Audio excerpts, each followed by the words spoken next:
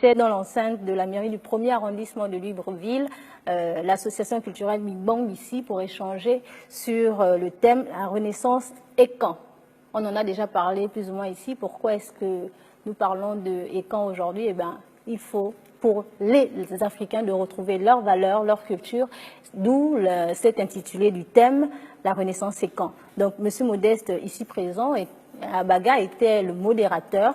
Il a accompagné comme ça les intervenants qui présentaient leur communication autour de la deuxième et dernière, malheureusement, conférence organisée par cette association. Les intervenants étaient donc le docteur Edgar Maillard et là, qui est intervenu sur un thème, la langue comme véhicule principal d'une culture en fait. Et là, vraiment, je suis ravie d'être avec Sista Cash parce que dans la plupart de ses musiques, elle s'exprime en langue omienais, quelque chose qui est assez rare chez les jeunes aujourd'hui, qui n'arrivent toujours pas à parler leur langue.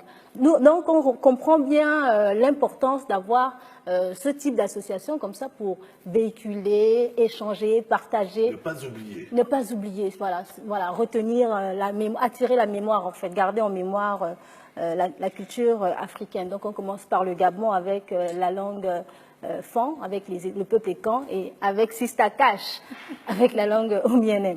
Il y avait également une femme, la seule d'ailleurs même de ce panel, Liliane Nsamve, la chargée de la communication de l'association, qui présentait justement le rôle de la femme dans la culture Ekan.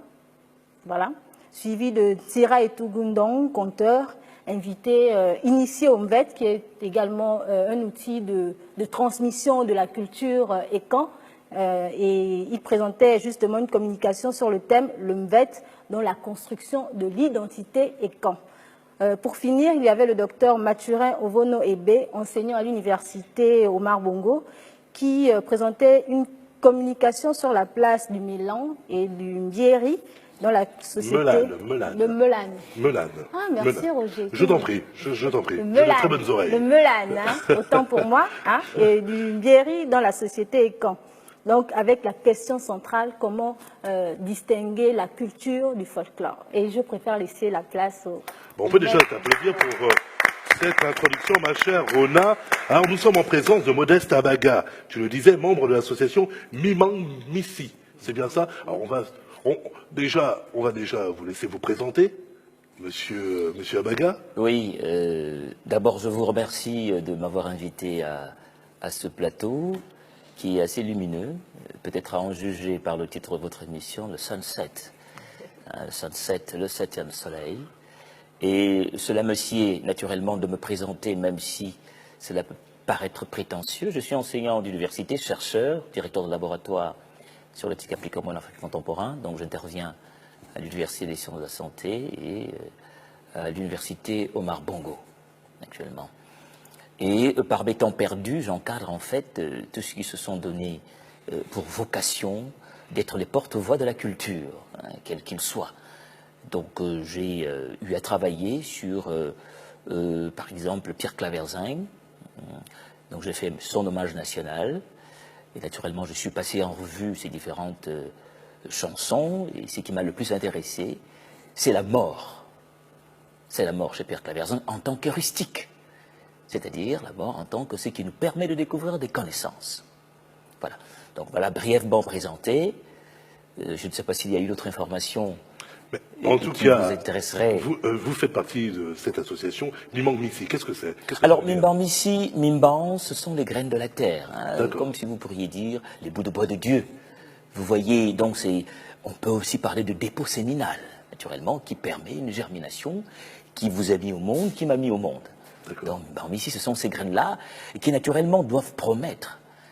D'accord? Donc, pour que la graine promette, il faut qu'elle tombe sur un sol qui soit fécond et non pas stérile. Bien sûr. Voilà. Donc la langue doit véhiculer ce qui est fécond et non pas stérile. Donc il n'y a pas que la langue comme véhicule de la culture, mais c'est en réalité la langue comme véhicule de l'être. L'être qui au départ doit avoir une certaine entente de lui et une certaine écoute de l'existence. Donc il est fondamental que justement la culture joue le rôle central dans l'épanouissement.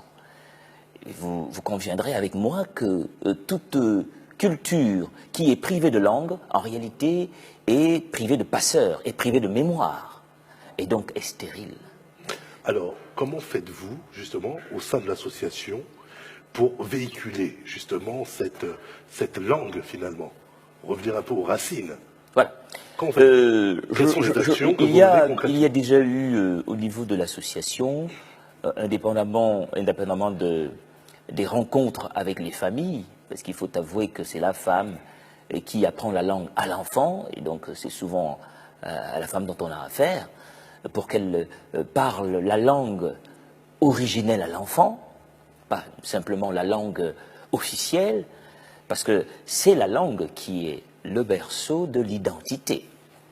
Alors, vous allez parler à votre enfant une langue qui n'est pas son identité, qui est plutôt son immigré, cet enfant aura du mal à transmettre cette identité. Donc, il y a notamment ces contacts-là. Il y a eu, il y a quelque temps, je crois en 2016, en début d'année, l'apparition d'un calendrier avec des noms-enfants. Et naturellement, sur Internet, nous avons un magazine Écan, où il est question, naturellement, de parler de la culture tous azimuts, parce qu'en réalité, la culture, c'est une bibliothèque parsemée de plusieurs sciences que vous connaissez, les mathématiques, la langue en tant que véhicule d'une pensée, et naturellement la sociologie et les autres disciplines. Donc c'est la culture qui véritablement se charge d'encadrer la pensée. Et voilà, sur Internet, me semble-t-il, il y a aussi des forums animés, des forums en langue locale, franc, où les gens échangent. Et en même temps, il y a une sorte de dictionnaire en construction virtuelle qui permet naturellement de discuter des concepts, de discuter des mots, et naturellement de leur traduction en français. Parce qu'il faut signaler ici que, en réalité, aucune langue ne peut épuiser la réalité. Chaque langue a en soi une parcelle de réalité, ce qui fait qu'à chaque fois qu'une langue va mourir, c'est un peu l'humanité qui se meurt. Mais alors, là, pour le coup, c'est pour l'instant le fan, mais ça s'adresse uniquement aux fans ou à d'autres langues, à d'autres ethnies? En réalité, nous avons une position globale, c'est-à-dire à la fois globale et locale. À partir d'un cri d'alerte, à partir du fait que nous qui sommes des locuteurs du fan, nous nous rendons compte qu'il y a une déperdition. Alors nous lançons un cri à l'arbre pour dire, attention, le Gabon a une quarantaine de langues, et ces langues-là ne sont pas sauvegardées. Il est vrai qu'on sauvegarde les animaux, il est vrai qu'on sauvegarde les plantes, mais j'avoue que ce qui est le véhicule de l'être, c'est surtout cela qu'il faut sauvegarder. Donc l'ensemble des langues du Gabon, pour qu'en réalité, on sauvegarde notre être et pour qu'on puisse garder notre originalité dans le concert des nations. Très bien. Alors j'aimerais faire un parallèle avec Cash. Cash, qui, elle, chante en omianais, c'est bien ça, langue maternelle, me semble-t-il. Alors, je vois qu'il y a un travail du côté de l'association Mimang Missi, justement faire en quelque sorte la promotion, quelque part aussi de la langue fan, du moins en passant par le peuple écan, parce que du fan découle, ou du moins du peuple écan découle le fan, et bien d'autres sous-groupes. Alors j'aimerais simplement avoir l'avis justement de Cash par rapport à ça, par rapport à l'omianais. Est-ce que l'omianais est aussi valorisé, ou on pourrait parler d'autre chose si on avait pour nous, mais là il s'avère que toi tu es omianais, alors tu es omianais, donc voilà. Mais j'avoue que les langues sont réellement en perdition. Voilà. Et c'est l'une des raisons pour lesquelles j'ai choisi de rapper, de toaster en ma langue, déjà. Parce que aujourd'hui, je parle des Mienais en général, nous constatons que nous parlons beaucoup français. C'est-à-dire même quand on a des enfants à la maison, c'est plus en français, en français, en français. Alors que j'ai remarqué que chez les fans, à la maison, les parents, ils parlent beaucoup en langue. J'ai des voisins fans, j'ai beaucoup d'amis fans, mais j'ai remarqué qu'il y a des tout petits bouts qui comptent enfants, qui parlent enfants. À la maison, ils ne parlent qu'enfants. C'est une réalité, hein. les fans, ils communiquent beaucoup en fond. Bon, nos parents, nos grands-parents le font, mais actuellement, nous, c'est en perdition. Et j'avoue même que pour l'album, l'écriture de l'album, c'est vrai, j'ai écrit en miennet, etc. Mais j'ai dû travailler avec d'autres personnes. Pour corriger mes tests, pour revoir certaines choses. J'ai travaillé avec ma mère, j'ai travaillé avec le professeur Atanga, j'ai travaillé avec pas mal de personnes qui m'ont apporté un soutien concernant la langue omienais. J'ai même dû acheter un dictionnaire. Oui, parce que parler et écrire, c'est deux choses différentes.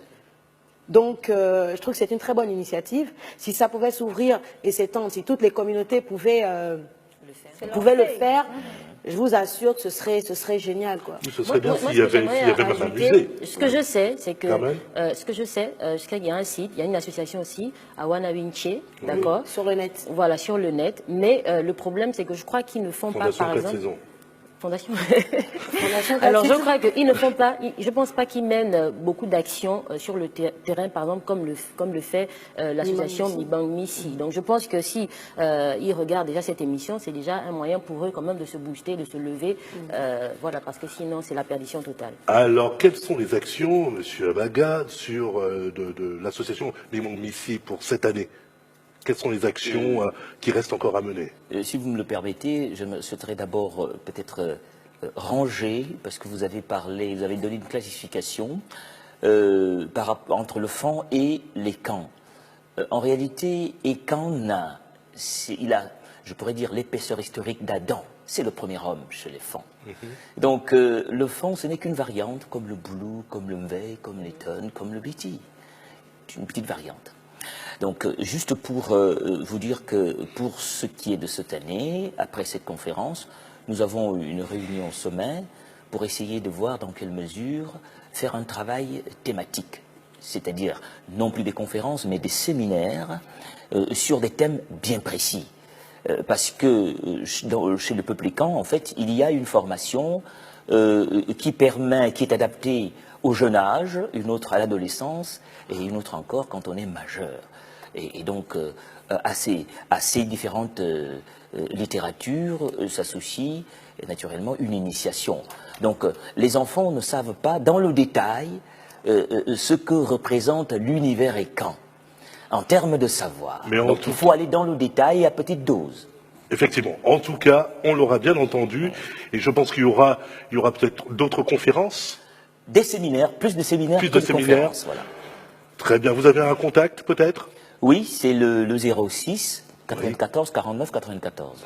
Très bien. Merci, Monsieur Abaga, membre de l'association Mibang Missi.